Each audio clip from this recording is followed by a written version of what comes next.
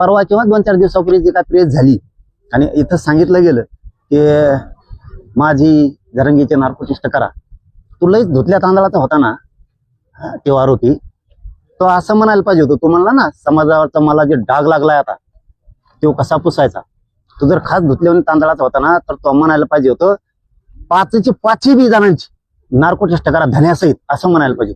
तिथं तू मुंडे साहेब म्हणतो, म्हणजे तुला पुन्हा तिकडूनच फूस लागली आणि पुन्हा तू कुटाने करायला लागला.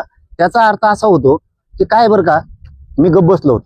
का बसलो होतो ते पण मीडियाला सांगतो, आणि मीडियाला मी 2 वर्षापासून कुठेही बोलत नाही. मीडियाला चांगला माहिती आहे तुम्हाला सुद्धा की ज्यावेळेस ही घातपाताची घटना घडली गेली त्यावेळेस त्या आरोपीची ती माऊली बायको आणि आई, त्या माऊलींनी असं सांगितलं होतं मीडियातून की हे पेत आहे, याच्या हातातून झालं सुद्धा असन, घरात सुद्धा लई त्रास देत आहे, पण जरांगे पाटलांनी लय मनावर घेऊन.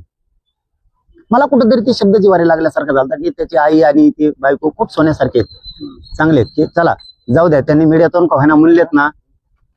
पण हे असं पोरग आहे, हे स्वतः सुखाने खायचं नाही आणि त्या घरच्याला सुखाचे तुकडे नाही खाऊ द्यायचं. आणि याला कुणीतरी सुखाचे तुकडे खाऊ द्याय नाही, कुणीतरी फूस लागण. म्हणून मी आता SP साहेबांना सुद्धा तेच सांगितलं की जामीन झाल्याच्या नंतर पुन्हा CDR काढा, कोणाकोणाचे फोन आले किंवा कोणाकोणाकडे गेला ते लोकेशन काढा, याच्यात कोण कोण आहे ते त्याच्या कुटुंबातला जरी मदत करणार असला तरीही त्याला आरोपी करावं लागणार आहे. तिथं पर्याय नाहीये.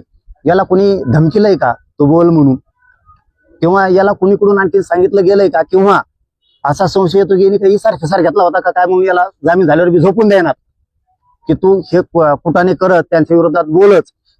आणि तू जे जे आरोप करणार आहेस ना ते आता तुला जाहीरपणानं सांगतो, मी थांबलो होतो काही गोष्टीसाठी. तो जामीनच होऊ द्यायचे नसते तर आम्ही वकील उभा केले असते पुढून कचाकच, आम्ही सुद्धा खूप काही गोष्टी करू शकलो असतो. पण तो ते बोलायला लागला ना, त्याला आता ते आरोप जे जे करणार आहे ते आरोप त्याला सिद्ध सुद्धा करावं लागणार आहेत. नसता पुढच्या काळात फौजदारी गुन्हे दाखल होणार आहेत त्याच्यावरती. आता जे जे आरोप करणार ते आरोप त्याला सिद्ध करावं लागेल. जो कोणचा आरोप करील त्याचा, नसता त्याने सिद्ध जर नाही केला ना पुराव्यासहित आरोप केलेला, तर फौजदारी गुन्हे दाखल होणार आहेत.